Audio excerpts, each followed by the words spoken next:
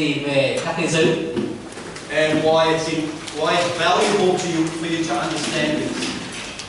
và tại sao cái sự hiểu biết về chủ đề này là có giá trị cho chúng ta. The term angel, Cụm từ các thiên sứ, like I said before, is like an umbrella. Giống như tôi nói đó, nó giống như là một cái ô dù. And under there we can fit lots of different definitions. Và dưới cái ô dù đó thì chúng ta có thể để nhiều cái định nghĩa khác nhau. We can put under there, like I said, archangel, cherubim, seraphim. Ở dưới đó thì chúng ta có thể nói nào là thiên sứ trưởng, rồi cherubim, rồi seraphim. So it's important to have a look at what we mean by this. Cho nên cái điều quan trọng là chúng ta cần phải xem Kinh Thánh để hiểu được ý nghĩa tại sao chúng ta lại nói như thế. We've already read from Genesis 16 and Luke 1. Chúng ta đã đọc ở trong Sáng Thế đoạn 16 và Luca đoạn 1 rồi. About these spiritual beings. Đó, về những cái sinh vật thuộc linh này. So what is an angel? Vậy thì thiên sứ là gì? You know, in the Old Testament, angels are mentioned over 100 times. Ở trong Cựu Ước thì thiên sứ đã được đề cập hơn 100 lần. And over 160 times in the New Testament. Và ở trong Tân Ước thì đã được nói đến hơn 160 lần. Jesus mentioned angels. Chúa Giêsu đã đề cập đến các thiên sứ. Often we only hear about angels at a eulogy or something that's said when someone dies.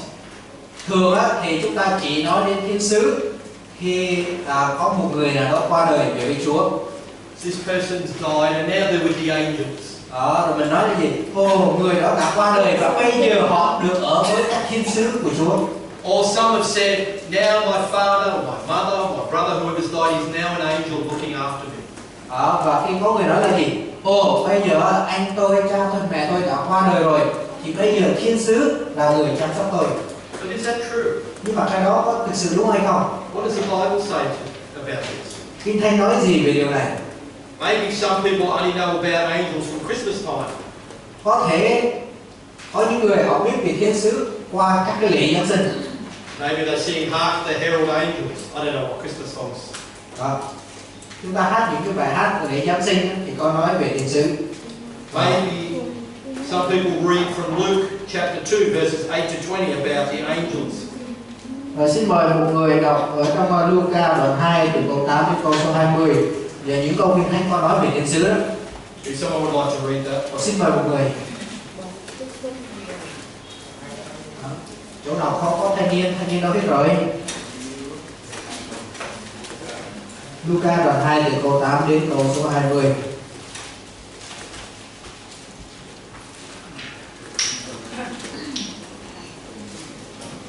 Và trong miền đó có mấy kẻ canh chiên trú ngoài đồng, tức đêm canh trú bầy chiên.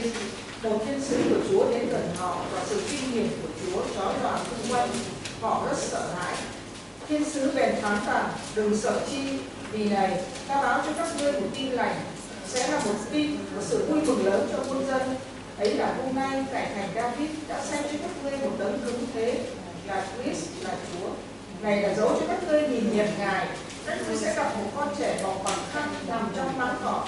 Bỗng chốc có một vàng thiên binh với thiên sứ đó ngợi khen Đức Chúa Trời rằng: sáng danh Chúa trên các vùng trời rất cao, bình an dưới đất đã được chạy cho loài người.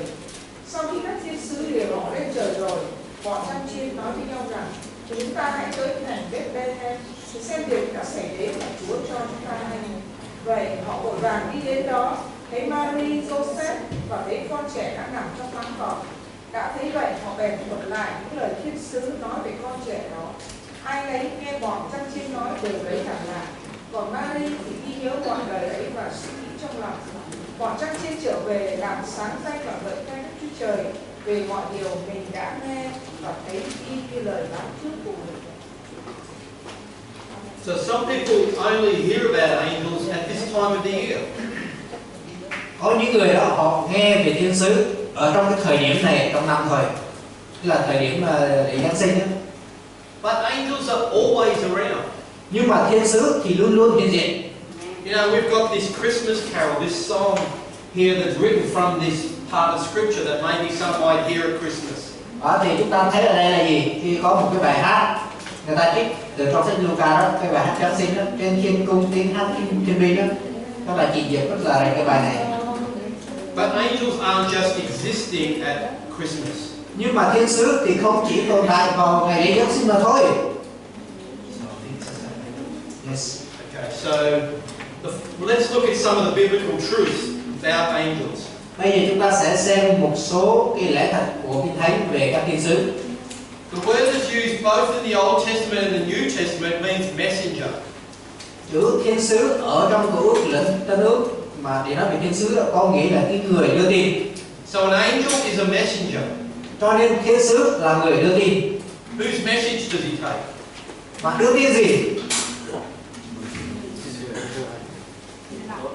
God sends the angel Đức Chúa Trời sai phái thiên sứ to a person or persons. tới một người. So the angel Vậy thì thiên sứ is just taking a message. chỉ đem tin hay là sứ điệp. Like in this story. Giống như là ở câu chuyện này. The angels came to the shepherds, brought a message and said the Saviour is here. Thiên sứ đến với một người chăn chiên đem đến cái sứ điệp và truyền cái sứ điệp đó. The angel came to Zechariah, we read this morning in Luke 1. Thiên sứ đã đến với ông Sa-cha-ri, giống như là chúng ta đã đọc ở trong đoạn 1. We read from Daniel that the angel came and speaks to Daniel. Ở trong Daniel chúng ta đọc thấy là thiên sứ đã đến và nói chuyện với ông Daniel. But sometimes the angels can come and serve. Nhưng mà đôi khi đó, thiên sứ đến để phục vụ. Remember when Jesus was in the Garden of Gethsemane? Chúng ta nhớ khi mà Chúa Giêsu ở trong vườn Gethsemane không? The angels, after he finished his praying, the angels came and strengthened him. Sau khi Chúa Giêsu cầu nguyện thì thiên sứ đã đến để thêm sức cho Chúa Giêsu. We're not told what they did, Kinh Thánh không có nói là các thiên sứ đã làm cái gì, but only that they came to Jesus. nhưng mà các thiên sứ đến để hầu việc Chúa Giêsu. So one of the main purposes of an angel is to bring the message of God, whatever that message is. Thì một trong những cái nhiệm vụ chính, mục đích chính của thiên sứ đó là đem sứ điệp từ Đức Chúa Trời tới con người, dù sứ điệp đó là gì đi chăng nữa. So let's look at this.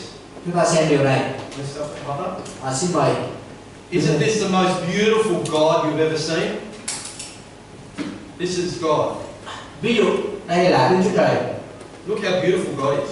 Quý vị xem Đức Chúa Trời Ngài diễn tuyển làm sao, thật là xinh đẹp biết bao. Và xin mời. Now look at this angel. Đó. Bây giờ quý vị xem thiên sứ này. Angel. Và xin mời thêm một thiên sứ nữa. And here's the person who's going to get the message. Đó. Đây là cái người sẽ truyền tin. So the angels with God. Cái người thiên sứ với Đức Chúa Trời đó. And for whatever reason God chooses, vì bất cứ lý do gì mà Đức Chúa Trời muốn, He chooses to send to our brother the message through this angel. Thì Đức Chúa Trời chọn gọi là gửi một cái tin cho cái người anh em này qua thiên sứ này. So He tells him the message. Cho nên đó, Đức Chúa Trời nói cái sứ điệp đó cho thiên sứ. Tell him the message. Nói đi. Sứ điệp gì cũng nói đến người này. And then the angel goes. Thế là cái thiên sứ này đi. Now Bây giờ we have a problem. chúng ta gặp rắc rối. Is the angel physical or spiritual? Thiên sứ này là thuộc thể hay thuộc linh? Spiritual. Is this person who's going to receive the message physical or spiritual? Còn cái người này sẽ nhận lấy cái sứ điệp đó bằng cách tự nhiên hay là siêu nhiên, tức là thuộc linh hay là thuộc thể? Yeah, he's a physical being with a spirit. Đây là con người thuộc thể nhưng mà có tâm linh. Can he see the spirit? Can he see the spirit world? Đó, người này có thấy được thế giới tâm linh không? No. Không. So his eyes have to be open Mắt của người này phải được mở ra to be able to see the angel. để có thể nhìn thấy thiên sứ. There's no sense God sending the angel if he can't hear or see. Nếu người này không thấy và không nghe được thì người này không thể cảm nhận được là Đức Chúa Trời sai thiên sứ đến với mình. So he sees the angel. Nên người này nhìn thấy thiên sứ. He hears the message. Người này nghe sứ điệp. And the angel returns to the owner who is God. Và thiên sứ trở về với đấng sở hữu là Đức Chúa Trời. And now this person is so much better for hearing the message or seeing the angel. Người này bây giờ trở nên tốt hơn rất là nhiều bởi vì đã thấy thiên sứ và đã nghe sứ điệp. And now he may have a job to do. Và bây giờ anh này có công việc để làm. Sometimes God sends an angel and sometimes he doesn't. Đôi khi Chúa sai thiên sứ đến và đôi khi thì không. But if he does, Nhưng mà nếu Ngài có sai đến, he will give the person the ability to either see or hear the angel. thì Ngài sẽ ban cho những người này cái khả năng, một là để nhìn thấy, hai là để nghe thấy. Thank you. Xin cảm ơn. Come on. Cảm ơn. Không phải come on mà cảm ơn. So a messenger. Thiên sứ là người đưa tin. Could someone please read Matthew 18:10? So you've got a whole list of scriptures there. We're going to just Xin mời một người đọc ở trong Matthew và 18 câu số 10 ở trong trang số 8.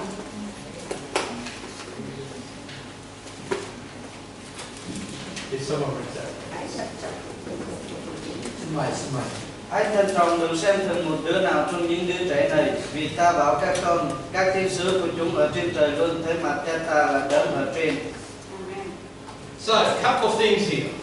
Có một vài điều ở đây. Where does it say the angels live? Kinh Thánh nói là thiên sứ sống ở chỗ nào? In heaven. Trên trời. In whose presence? Ở trong sự hiện diện của ai? In God's presence. Ở trong sự hiện diện của Chúa. So notice how holy is God. Đức Chúa Trời Ngài thánh khiết như thế nào? Đức Chúa Trời thánh khiết như thế nào? Very holy. Rất thánh khiết. So for these angels to be in the presence of holy God, cho nên để các thiên sứ này có thể ở trong sự hiện diện của Đức Chúa Trời thánh khiết, it says something about their character, thì điều đó cho chúng ta biết được những phẩm cách của các thiên sứ này, about their nature. về bản tánh của các thiên sứ này. There's no sin. Có nghĩa là gì? Các thiên sứ này không có tội. They're affected by God's holiness. Bởi vì sao? Họ được ảnh hưởng bởi sự thánh khiết của Đức Chúa Trời. Because they're in the very presence of God at His throne. Bởi vì họ ở ngay trong chính sự hiện diện của Đức Chúa Trời ở trên ngai của Ngài. Could Satan stay in heaven with God? Satan có thể ở trên thiên đàng với Đức Chúa Trời không? Có hay không ạ? Why? Tại sao? Yeah, not holy. Exactly. He's dirty. He's dirty. He's sinful. So it says something the difference between an angel and Satan. Cho nên điều này cho chúng ta thấy có sự khác biệt giữa thiên sứ Đức Chúa Trời với lại Satan ma quỷ. So it says something about the difference between an angel and a demon. Điều này cho chúng ta thấy có sự khác biệt giữa thiên sứ Đức Chúa Trời và con quỷ. What happened to Satan when he sinned? Điều gì xảy ra với Satan khi nó phạm tội? He's thrown out of heaven. Nó đã bị ném ra khỏi thiên đàng. Because he's no longer God holy. He's sinful, dirty, evil. Bởi vì nó không còn có sự thánh khiết của Đức Chúa Trời nữa. Bây giờ nó trở nên bẩn thỉu, xấu xa và tội lỗi. Same as the demons. Thì con quỷ nó cũng như vậy thôi.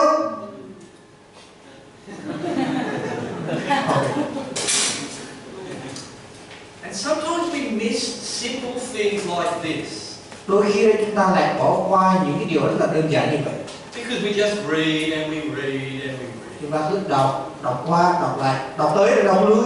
Sometimes we need to stop and think about what we're reading. Có những lúc chúng ta cần phải dừng lại và suy nghĩ điều gì mình đang đọc. Wow, these angels can stay with God. Các thiên sứ này có thể ở với Đức Chúa Trời. What does that say about how holy this angel is? Điều đó cho chúng ta biết cái gì về sự thánh khiết của các thiên sứ đó. And this angel has been sent to me with a message. Và các thiên sứ đó đã được sai đến chỗ tôi và đem đến cho tôi một sứ điệp. Or to guide me, or to lead me, or to do something. Để hướng dẫn, để dẫn dắt tôi hay là làm một cái điều gì đó cho tôi. So we need to stop sometimes to think about what we're reading. Có những lúc chúng ta cần phải dừng lại và suy nghĩ về cái điều mà chúng ta đang đọc. Matthew 25, 31 to 32 and verse 41, please. Matthew đoạn 25 câu 31, 32 và câu 41. Xin mời một người đọc.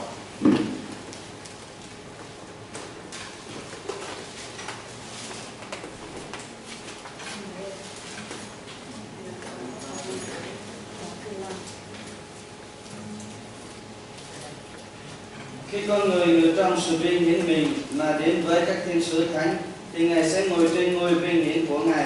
Muôn dân nhóm lại trước mặt Ngài, rồi Ngài sẽ chia người này với người khác ra, như kẻ chăn chiên chia chiên với dê ra. Vì ta đã... Cái đó Ngài sẽ phán cùng những người ở bên ta rằng: hỡi kẻ bị rủa, hãy lui ra khỏi ta, đi vào lửa đời đời đã sắp sẵn cho ma quỷ và những quỷ sứ nó. Amen. Không biết là cái lớp học của chúng ta học tới 11:30 hay là tới 12 giờ? 12 giờ. Notice how Jesus talks about the angels here. Chúng ta để ý cách mà Chúa Giêsu nói về các thiên sứ ở đây. He calls them the holy angels. Chúa gọi là các thiên sứ thánh. And yet, the devil and his angels, where do they go? Còn ma quỷ và các sứ nó đi đâu? The lake of fire. Hồ lửa. Not in the presence of God. Không phải ở sự hiện diện của Đức Chúa Trời. But he calls the angels the holy angels. Mà Chúa Giêsu gọi các thiên sứ là các thiên sứ thánh. What does the word holy mean? Chữ thánh có nghĩa là gì? We have mentioned this a couple of times ago. Chúng ta đã đề cập đến cái chữ thánh khiết này một vài lần trước đây rồi. Holy means uncommon. Thánh linh, xin lỗi. It's separated. Thánh khiết có nghĩa là biệt riêng ra. Think about in the Old Testament when they built the tent to meet God. Chúng ta hãy nghĩ xem về cái thời Cựu Ước, lúc mà dân Israel họ xây những cái lều trại để gặp với Chúa, tức là cái hội lều, không phải cái đền tạm mà cái hội đúng rồi, cái hội mạc. Cảm ơn cô. They gave the material, they gave the wood, they gave everything to make a place to meet God. Người dân Israel họ đã dâng gỗ, họ đã dâng những cái của cải vật liệu để mà xây những cái hội mạc đó để gặp gỡ Chúa. Which is normal wood. Đó có phải là những cái thanh gỗ bình thường không? Normal material. Những vật liệu bình thường hay không? But because it was given to God, đúng, đó là những cái vật liệu đúng không? Hàng ngày, nhưng mà bởi cớ nó đã được dâng cho Chúa rồi. it was no longer just common. Cho nên nó không còn là bình thường nữa. It was uncommon. Bây giờ nó trở thành hay bị riêng ra. It had a special purpose. Bây giờ nó có một cái mục đích đặc biệt. So anything that's dedicated to God is no longer a commoner. Cho nên điều nào đã được biệt riêng ra cho Đức Chúa Trời rồi thì nó không còn là bình thường nữa. It has a special purpose. Nó có một mục đích đặc biệt. And it's interesting, the word holy, chữ thánh khiết thì nó thú vị ở chỗ is the word that we get the same root we get the word saint. thì từ cái chữ đó mà chúng ta rút ra cái chữ là chữ thánh đồ đó, saints ở trong tiếng Anh. So, for example, when Paul writes to the saints of Ephesus, cho nên khi mà ông Phaolô gửi cho các thánh đồ ở tại Ephesos, he's writing to the holies of Ephesus, thì ông đang viết cho những người thánh ở tại Ephesos, the uncommon of Ephesus. tức là những người đã được biệt riêng ra ở tại Ephesos. And what he's saying is you're not like everybody else. Và ông nói là gì? Anh chị em không có giống như những người khác. You're dedicated to God. Anh chị em đã được dâng cho Đức Chúa Trời rồi. So for Jesus to say that the angels are the holy angels, cho nên khi mà Chúa Giêsu nói các thiên sứ là các thiên sứ thánh, means that there are some angels that aren't holy. thì có nghĩa là gì? Cũng có những thiên những sứ nhưng mà nó không có thiên. So we miss things like this sometimes. Gọi là sứ đi thôi, gọi là sứ. Because Jesus could have just said they're angels. Và đôi khi chúng ta lại bỏ qua cái chỗ này. Đúng ra Chúa Giêsu chỉ cần nói thiên sứ là đủ rồi. But he says they're holy. Nhưng mà Chúa Giêsu nói thiên sứ thánh. But then he goes on in verse 41 and tells us who the unholy angels are. Rồi, trong câu 41 đó cho chúng ta biết là gì? Các thiên sứ ác đó là ai? Là chúng ta biết. The ones that belong to Satan. Đó là những sứ mà thuộc về Satan ma quỷ. Because Satan is not holy. Bởi vì Satan á thì nó không có thánh khiết gì cả. Have you seen that before? Quý vị thấy cái điều đó trước đây chưa? You know, and for people to say, God, show me an angel, I want to see an angel. Và có người nói, Chúa ơi, cho con thấy thiên sứ, Chúa bày tỏ với mặt khải cho con thấy thiên sứ đi, Chúa ơi. We need to be careful how we pray to God. We're not just playing a game. Chúng ta hãy cẩn thận cách mà chúng ta cầu nguyện với Chúa. Chúng ta không có phải là tham gia một cái trò chơi đâu. If He chooses to send an angel, it's for a reason. Nếu Chúa chọn sai thiên sứ đến với chúng ta thì Ngài có lý do. He has a message that He wants to tell us. Chúa có sứ điệp để nói cho chúng ta. And sometimes Đôi khi He might send an angel because we just won't listen. Chúa sai thiên sứ đến với chúng ta bởi vì chúng ta nặng tai không chịu nghe. Do you remember the story of Balaam and his donkey? Quý vị có nhớ câu chuyện của ông Ba-lam và con lừa không? Không phải con khỉ, là con lừa. Who saw the angel, the prophet or the donkey? Ai thấy thiên sứ? Con lừa hay là ông Ba-lam? Donkey. So who was the real donkey? Vậy con lừa thật là ai? Ai là con lừa thật? Balaam. Là ông Ba-lam. Balaam was the real donkey. Ông Ba-lam mới là con lừa thật, chứ không phải là con lừa. The angel gave the donkey the ability to see. Bởi vì Chúa cho con lừa khả năng để nhìn thấy thiên sứ. And the prophet couldn't see. Nhưng mà ông thiên sứ, ông tiên kia thì không thấy được. And the angel had the sword. Và thiên sứ thì có một thanh gươm. Because Balaam wasn't listening. Balaam wasn't listening to God. Bởi vì ông Ba-lam không có lắng nghe Chúa, không có lời Chúa. Rather, he was listening to an ungodly king, Balak. Mà ông lại mua ông lại lắng nghe một vị vua không có tiên kiến là vua Ba-lak. So who saved the prophet's life? Vậy thì ai cứu cuộc đời của ông tiên tri đó? Ba-lam.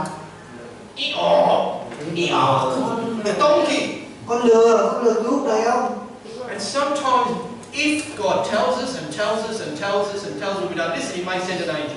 Có những lúc khi mà Chúa nói chúng ta, Chúa nói nhưng mà chúng ta không nghe, nhất quyết không nghe. Có thể Chúa sẽ thay thiên sứ đến với chúng ta. Because some people think they're special because they've seen an angel. Bởi vì có người nghĩ họ là người đặc biệt lắm, bởi vì họ đã nhìn thấy thiên sứ. No, maybe some people are a donkey because they won't listen, so God has to send an angel. Không, đôi khi cũng có những con người là người đó nhưng mà thật ra là lừa, bởi vì nói hoài không nghe gì hết, Chúa phải thay thiên sứ đến. And you look in the Bible when some people see an angel, they don't buy a T-shirt that says, "Wow, I saw an angel." They fall down. They're scared. Chúng ta thấy ở trong Kinh Thánh, mỗi lần khi mà người ta thấy thiên sứ, họ không có ghi lên cái tấm bảng cho chút được nói là ồ tôi đã thấy thiên sứ, không có, mà họ phủ phục xuống sợ hãi run rẩy trước mặt thiên sứ. Because this angel has come from the Holy God. Bởi vì thiên sứ đó đến từ Đức Chúa Trời thánh khiết. Look at Daniel. He fell down and it says he was like dead. Và hãy nhìn sang thiên sứ ông Daniel, ông nói là gì? Khi ông nhìn thấy thiên sứ đó thì ông đã phủ phục người xuống giống như là một người chết. He brought the message of God. Và thiên sứ đã đem sứ điệp đến cho ông Daniel. So angels are holy. Cho nên các thiên sứ của Đức Chúa Trời là thánh khiết. Again, in Mark 8:38, if you'd like to read that, please. Ở trong Mác đoạn 8 câu số 38. Vì nếu ai hổ thẹn về ta và đạo ta, giữa thế hệ gian dâm tội lỗi này, thì con người cũng sẽ hổ thẹn về người ấy khi Ngài cùng với các thiên sứ thánh vừa đến trong vinh quang của Cha Ngài. The Father with His holy angels. Cha cùng với các thiên sứ thánh của Ngài. Would you read the next one, Luke 2:9-10, please? Rồi ở trong Luca đoạn 2 từ câu 9 đến câu số 10. Một thiên sứ của Chúa hiện đến với họ, vinh quang của Chúa chói rạng xung quanh, nên họ rất sợ hãi. Nhưng thiên sứ bảo họ, đừng sợ, này ta báo cho ngươi một tin lành, đây sẽ là niềm vui lớn cho mọi người. What do we notice here? Chúng ta thấy điều gì ở đây? That when the angel came, he was shining. Khi mà thiên sứ đến thì lúc đó sẽ có một như là có một cái vinh quang, With the glory of God, tức là vinh quang của Đức Chúa Trời, not his own glory. chứ không phải là vinh quang của thiên sứ. Who else showed the glory of God one time in the Old Testament? Ở trong Cựu Ước, người nào đã bày tỏ vinh quang của Đức Chúa Trời một lần thôi ở trong Cựu Ước? Remember the people were scared and he had to put something over his face. Chúng ta nhớ khi mà dân Israel nhìn thấy cái người đó, họ rất là sợ hãi và cái người đó phải che mặt lại. Moses. Ông Mô-sê. There's something that happens when you're with God. Có điều gì đó xảy ra khi mà quý vị ở với Đức Chúa Trời. His glory comes in. Vinh quang của Chúa đi vào. And in these cases, it's so much it begins to shine out. Và ở trong trường hợp này, vinh quang của Chúa đi vào rất là nhiều rồi, đến nỗi là vinh quang đó phát ra bên ngoài. Notice what the people did when they saw Moses and when they saw the angel. Chúng ta nhớ người dân đó, họ đã làm gì khi họ thấy thiên sứ và họ nhìn thấy ông Môi-se. They were scared Họ sợ hãi because of the power of the holiness of God. bởi vì có quyền năng ở trong sự thánh khiết của Đức Chúa Trời. We see that it says that the angel came and brought a message, brought good news. Kinh Thánh nói là thiên sứ đã đến và đem theo một tin lành, một tin, Messenger. người đưa tin. Then we have the story here in John with Mary Magdalene. Can you read that, please? Rồi ở trong章đó chúng ta có câu chuyện về bà Mary Magdalene.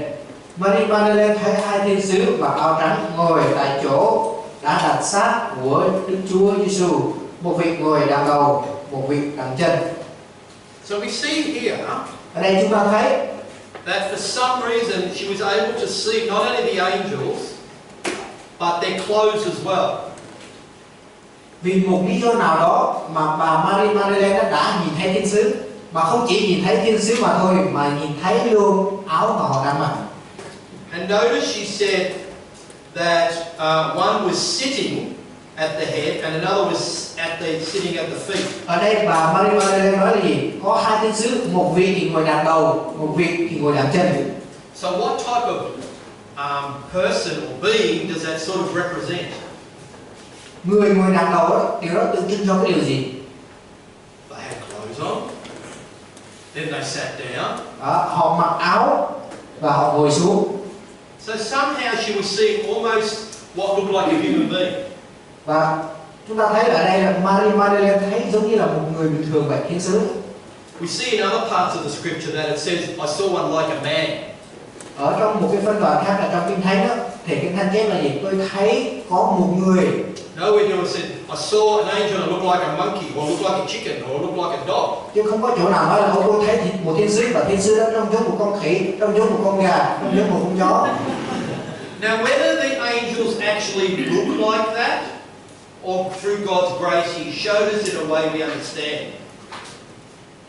Xin lỗi, thiên sứ có thực sự có giống như bà Mary Magdalene trông thấy, hay là Đức Chúa Trời Ngài muốn bày tỏ thiên sứ của Ngài cho chúng ta theo một cách mà chúng ta có thể hiểu được hay không? Cái đó chúng ta không có biết.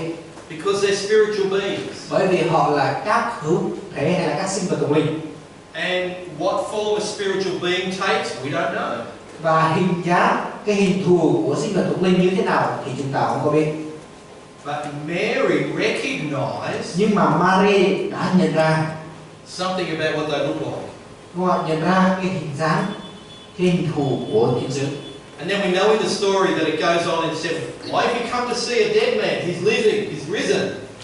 Và trong câu chuyện đó thì chúng ta biết là gì? Các thiên sứ đã nói với Chúa Giêsu, nói với bà Mary là gì? Tại sao các ngươi lại đến và tìm một cái người chết? Ngài đã sống lại rồi.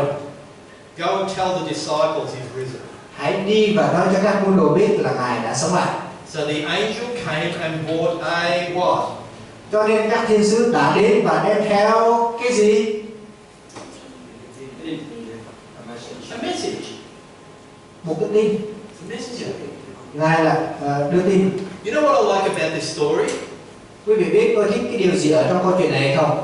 It shows me something about the strength of the women Câu chuyện này cho tôi thấy được sức mạnh của một người nữ, as opposed to the mighty disciples. nó trái ngược với những cái người môn đồ gọi là mạnh sức của Chúa Giêsu. Where were the women? Những người nữ này ở đâu? At the grave. Ở trong ngôi mộ. There were soldiers there before. Trước đó ở trong cái ngôi mộ đó thì có những cái người lính nữa. Herod and Pilate were looking after this grave.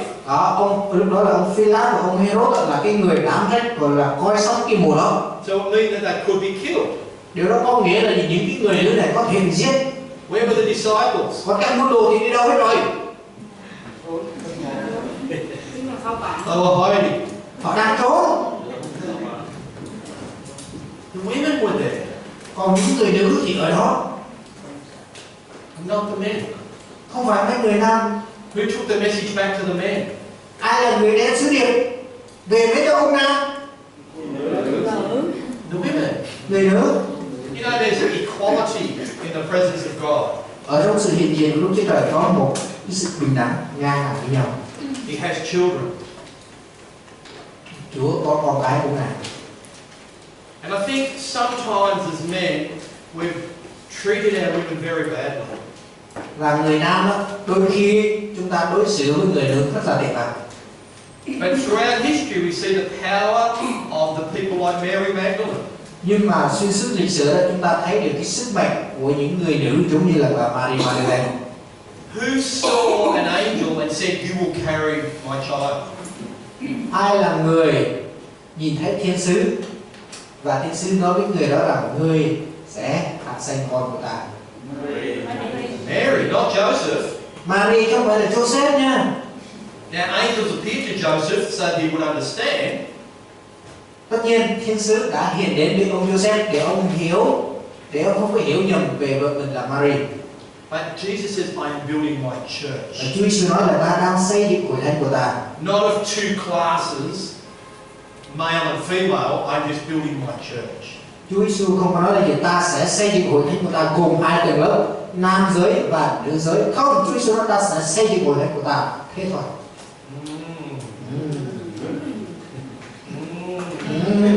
Nói đi. Nói đi rồi quý vị ạ. And yet, in some countries, the men say about the women, "You don't have the authority to do anything in the church." Ở một số quốc gia đó, mấy ông nam nói với mấy người nữ là gì? Mấy bà, mấy cô không có cái thẩm quyền để làm cái việc gì trong người ta hết á. Im. I wonder how Jesus treated women. Tôi thắc mắc các Chúa Giêsu đối xử với nữ như thế nào? And how do we treat women? Chúng ta đối xử với mấy chị em nữ như thế nào? Just something to think about. Thôi, nói đi. You can tell me something to think about. Đây là điều chúng ta cần suy nghĩ. Okay. Không ai làm hết rồi. Some of the biblical truths regarding angels. Là một số cái lẽ thật về thiên sứ mà chúng ta có được từ Kinh Thánh. Firstly, they're created. Thứ nhất, đó là gì? Các thiên sứ được tạo dựng. Would someone like to read Genesis 1:1? Ở trong đoạn 8 của quý vị, xin mời một người đọc ở trong Sáng Thế đoạn 1 câu số 1.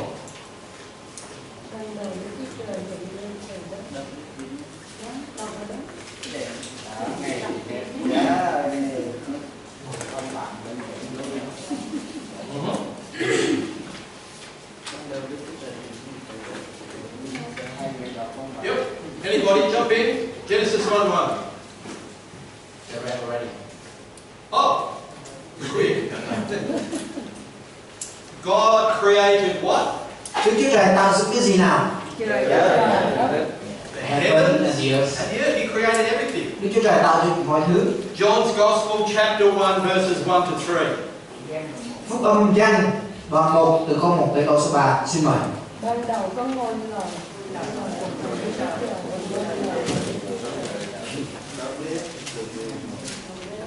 Ban đầu có ngôi lời ở cùng Đức Chúa Trời và ngôi lời là Đức Chúa Trời. Ban đầu Ngài ở cùng Đức Chúa Trời, muôn vật bởi Ngài làm nên, chẳng vật chi đã làm nên mà không bởi Ngài. So what did God create? Đức Chúa Trời đã tạo dựng điều gì? God created everything. Đức Chúa Trời tạo dựng mọi sự. So everything outside of God is created. Mọi sự ngoài Đức Chúa Trời được tạo dựng. Is an angel God? Thiên sứ có phải là Đức Chúa Trời không? So that means an angel is what? Điều đó có nghĩa các thiên sứ được Created. Exactly. được tạo dựng, chính xác.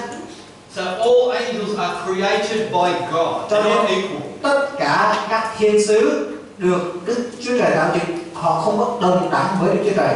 That's the first thing. Đó là điều đầu tiên. So for us, for anybody to worship an angel, Cho nên nếu có ai trong chúng ta hay là bất cứ một người nào mà thờ lạy thiên sứ, means that they're worshiping a created being. có nghĩa là họ đang thờ lạy một sinh vật được tạo dựng. Good or bad? Đó tốt hay xấu? Xấu. Because the only one that should be worshipped is Bởi vì đấng duy nhất phải được thờ phượng là ai? God. So anyone that you hear there is worshipping an angel, Và nếu có ai đang thờ lạy thiên sứ they're caught in a lie. thì họ nói đó là một cái lời nói dối. And you may be able to help them and say an angel is a created thing. Và quý vị có mặt và quý vị giúp cho họ hiểu thiên sứ là vật được tạo dựng. We're meant to worship the Creator, not the created. Mà chúng ta thờ phượng đấng tạo hóa chứ không phải là vật thọ tạo. Jesus is not an angel because he was not created. Chúa Giêsu thì không phải là thiên sứ bởi vì Ngài không được tạo dựng. We read John 1 verses 1 to 3, and we go 1 to 4. In the beginning was the Word. Chúng ta vừa mới đọc ở trong Tin Lành Giăng từ câu 1 đến câu số 4 đó. Ban đầu có ngôi lời. The Word was with God and the Word was God.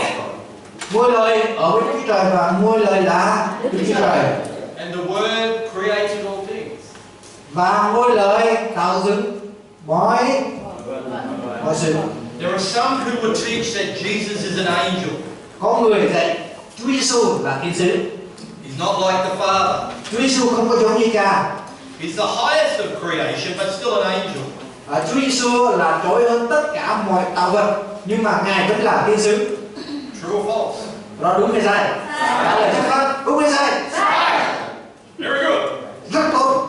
Điểm 10 cho chất lượng. Không phải điểm 10 cho câu trả lời đúng. Because Jesus is who? Bởi vì Chúa Giêsu là ai? He's God. So, if someone teaches that Jesus is an angel, cannot be worshipped, false. Nếu ai đó dạy quý vị và nói rằng thiên sứ là sự Chúa Giêsu là thiên sứ và không có được thờ lạy Chúa Giêsu, thì câu trả lời là sai. Jesus also taught in John 1:51 that the angels would come down from heaven. Chúa Giêsu cũng dạy ở trong Giăng đoạn 1 câu 51 và Ngài cho chúng ta biết là gì? Thiên sứ từ trời sẽ xuống. So we've seen already that who lives in heaven? Vậy thì ai sống ở trên thiên đàng? Ai ạ? God. Đức Chúa Trời, tất nhiên rồi.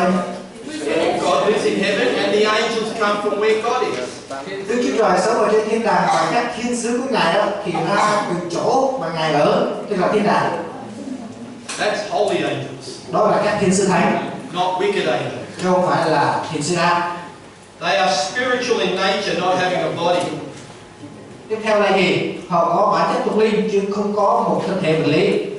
Psalm 104. Thi Thiên 104. If someone would like to read that, verse 4. Không biết quý vị nào muốn đọc không? Muốn đọc thì xin giữ tự nhiên.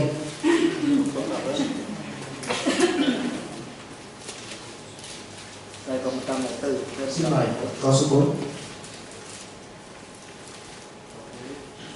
Ngài dùng gió làm thứ Ngài, ngọn lửa làm trôi tới Ngài. So see, he makes his angels spirits. Cho nên chúng ta thấy đây là thiên sứ là linh.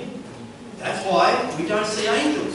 Đó là lý do chúng ta không có thấy thiên sứ. They're spiritual beings, not physical beings. Họ là những sinh vật thuộc linh chứ không phải là sinh vật thuộc lý.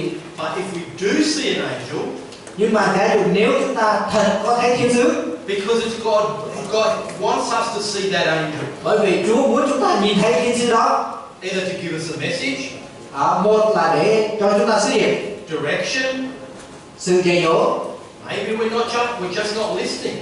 hoặc là có thể cho chúng ta nằm tay không chịu nghe. And this will get our attention. Và mục đích là để Chúa muốn chúng ta phải chú ý. Or like Daniel, maybe praying and praying and praying and God sends the angel. Hoặc có thể giống như ông Daniel đúng không? Ông cầu nguyện và Thiên Chúa Trời sai thiên sứ đến. But it's God's choice. Nhưng mà đó là chọn lựa của Đức Chúa Trời. It's not our choice to see an angel. Thấy thiên sứ hay là không, đó không phải là chọn lựa của chúng ta. That's important. Cái đó quan trọng đó. Maybe you've seen an angel. Có thể quý vị đã thấy thiên sứ. And if you have, Và nếu quý vị đã thấy rồi, the angel isn't the main thing. thì quý vị hãy nhớ cho thiên sứ không phải là cái điều chính. The message that the angel brings is the main thing because it comes from God. Cái điều chính là cái sứ điệp mà thiên sứ đem đến cho quý vị, bởi vì sứ điệp đó đến từ Đức Chúa Trời. We need to ask, why has an angel come to me? Quý vị cần phải hỏi tại sao thiên sứ lại đến với mình. Am I truly listening? Mình có thực sự đang nghe Chúa hay không? Are they directing me? Và Chúa Ngài có đang hướng dẫn nó hay không? You notice in the Bible, whenever an angel appears, Quý vị để ý ở trong Kinh Thánh đó, mỗi lần mà thiên sứ xuất hiện, they're very specific on what they want to say and do. thì thiên sứ nói rất là cụ thể, chính xác điều mà Ngài muốn cái người đó nói và làm. They don't just have general conversation. Chứ không phải là nói chuyện một cách qua loa chung chung. Great, lovely shirt. Mục sư ơi, mặc áo thun đẹp quá, mục sư mà mặc áo thun hè. Maybe you need a haircut. Mục sư chắc là cần phải cạo râu rồi cạo tóc. That's not from God. Không, cái đó không đến từ Chúa. Maybe that's because you got an upset stomach. Có thể là giống như là quý vị đang có cái vấn đề nào bị bệnh. When the angel of God comes, he has a message from God. Khi mà thiên sứ của Chúa Trời đến thì Ngài có một thông điệp từ Đức Chúa Trời, Or direction from God. hay là sự dạy dỗ của Đức Chúa Trời. If you don't believe me, go back and look at every time an angel appears in the Bible with a message. Nếu quý vị không tin tôi đó thì quý vị hãy xem trong Kinh Thánh, xem hết những cái lần mà thiên sứ đến và Ngài đem theo thông điệp từ Đức Chúa Trời. He didn't come to Daniel and Daniel, I like your shoes, mate. Và cái thiên sứ không có đến với ông Daniel mà nói rằng ông Daniel có thích cái bộ quần áo của ông. No, straight away. Thiên sứ đi thẳng vào vấn đề luôn. Because he serves the holy, almighty, sovereign God. Bởi vì thiên sứ đang phục vụ Đức Chúa Trời là đấng tế nhị, đấng thánh khiết. So maybe God has already, or maybe will one day reveal an angel, but there's a reason for it. Nếu Chúa đã từng sai thiên sứ đến với quý vị, hoặc Ngài sẽ làm ở trong tương lai vào một ngày nào đó, thì hãy biết rằng Chúa Ngài có một lý do, có một mục đích. Sometimes God can open our eyes to see. Và đôi khi đấy Chúa sẽ mở mắt chúng ta để nhìn thấy. Đúng không? They can appear as a human. Các thiên sứ thì có thể hiện đến với con người. In maybe Luke 24:4. Ở trong Luca đoạn 24 câu số 4, tức là các thiên sứ có thể hiện đến với chúng ta ở trong hình hài của con người.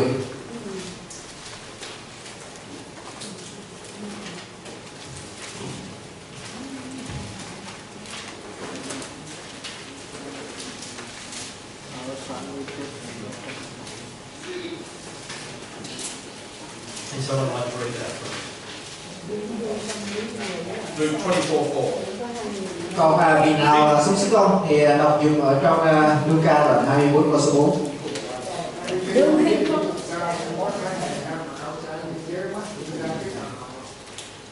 So notice before in John it said there were two men, two angels, I should say.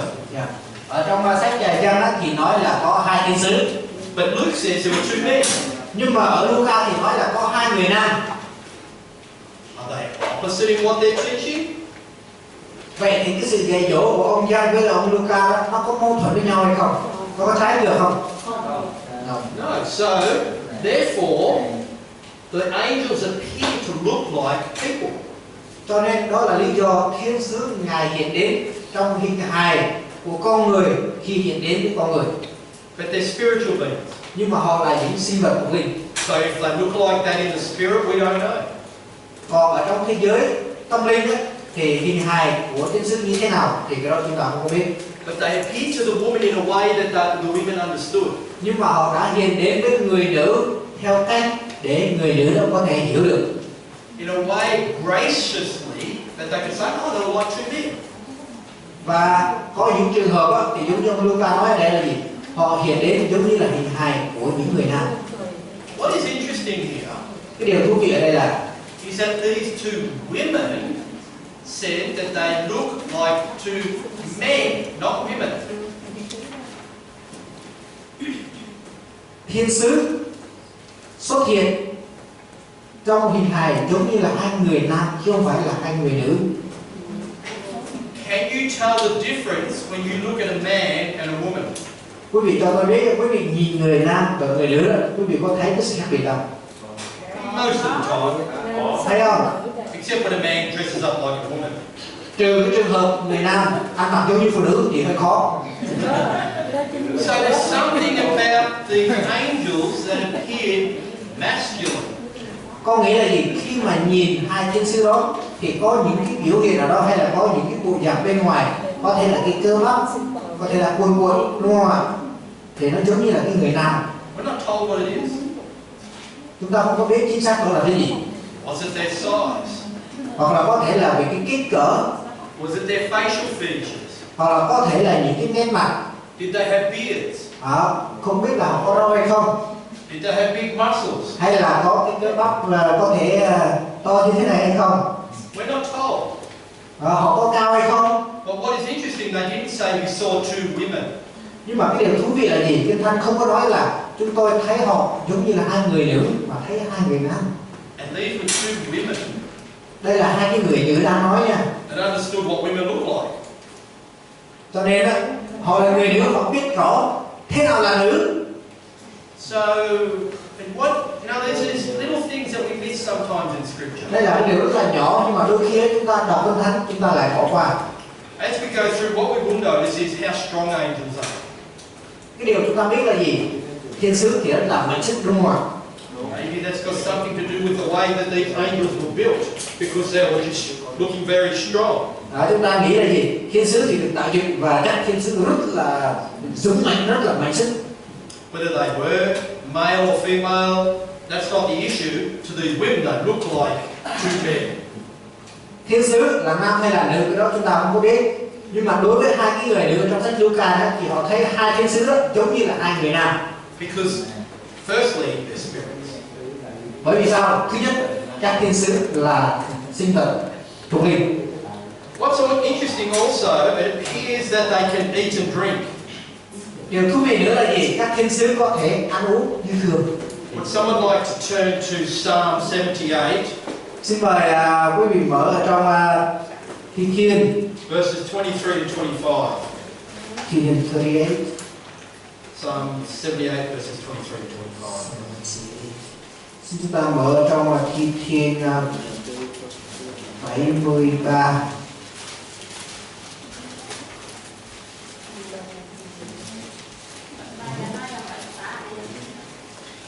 Câu 25. Yep. Psalm 78. Rồi quý vị ở trong câu 78 câu 25. Verses 23 to 25. Từ câu 23 đến câu 25. Xin mời một người đọc thêm. Dầu vậy, Ngài khiến các tầng mây trên cao và mở các cửa trời, cho mưa mana xuống trên họ đặng ăn, và ban cho lúa mì từ trên trời. Người ta ăn bánh của kẻ mạnh dạn, Ngài gửi cho họ đồ ăn đầy đủ. So what did it call manna? Mana là gì? Bread from heaven, angels' food. Đó là thức ăn của thiên sứ. So whether angels eat manna or don't eat manna, the psalmist calls it angels' food. Chúng ta không có biết là thiên sứ có ăn mana hay không. Nhưng mà tác giả THIêN ở đây nói là gì? Mana là bánh của thiên sứ. And then we won't have time to do it now, but in Genesis 18 we have the three guests that come to Abraham and he prepares them a meal. Và chúng ta không có thời giờ để nói ở đây, nhưng mà ở trong sách Sáng Thế Ký đó của đoạn 18 thì có 3 vị khách đã tới nhà của ông Abraham và chung bữa chung với họ. And two of them go into Sodom, and we're told that they're angels, and Sodom's destroyed. Và chúng ta được biết là hai người trong số đó đã tới Sodom và Gomorrah, và họ là hai thiên sứ đã hủy diệt thành Sodom và Gomorrah. And Abraham and Sarah gave them a meal and they ate. Và ông Abraham và Sarah đã tiếp đãi họ thức ăn và họ đã cùng ăn với nhau. So it would appear that angels can eat and drink. Chúng ta thấy là gì? Thiên sứ có thể ăn và uống. Now whether they do that all of the time or that was just so that these people can understand, we'll find out when we go to heaven. Thì dù thiên sứ thi thoảng khi Ngài kể đến với con người, Ngài dùng bữa với con người để giúp con người hiểu được hay không, hay là lúc nào thiên sứ cũng ăn uống, ăn chơi hết, đó chúng ta không có biết. Về thiên đàng chúng ta sẽ biết. We'll continue after. Chúng ta sẽ tiếp tục. Because now, Sau và bây giờ lunchtime. tới giờ ăn trưa. I can see on your face, I am hungry.